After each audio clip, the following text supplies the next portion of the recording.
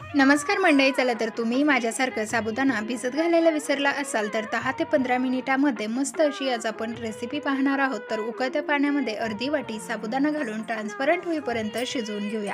शिजलेला साबुदाणा एखाद्या चाळणीवरती आपल्याला तो गाळून घ्यायचा आहे. त्यामध्ये थंड पाणी घालून त्याला आपल्याला हे करायचं, म्हणजे तो एकाला एक चिकटणार नाही. कढईमध्ये 2 वाट्या दूध उकळण्यासाठी ठेवूया. इकडे थोडेसे ड्रायफ्रूट्स आपल्याला भाजून घ्यायचे आहे. पिस्ता इथे भाजून घेतला, त्यानंतर थोडंसं तूप घालून त्यामध्ये मनुके व बदामाचे कापसुद्धा घालून भाजून घेतले. त्याचमध्ये पिस्तासुद्धा कट करून घातला. आता हे भाजलेले ड्रायफ्रूट्स आपल्याला उकळत्या दुधामध्ये घालून घ्यायचे आहे. त्याचमध्ये आपल्याला घालायच्या आहे 2 वेलच्यासुद्धा घालून घेतल्या. शिजवून घेतलेलं साबुदाणा घालून मिक्स करून घ्यायचं. त्यानंतर आवडीप्रमाणे तुम्हाला जशी साखर आवडत असेल ती साखर घाला. 7-8 मिनिटासाठी ही खीर मंद गॅसवरती शिजवून घ्या. छान एकसंध दाटसर आपली इथे साबुदाण्याची इन्स्टंट खीर तयार झालेली आहे. रेसिपी आवडली असल्यास लाईक, शेअर, सबस्क्राईब. धन्यवाद.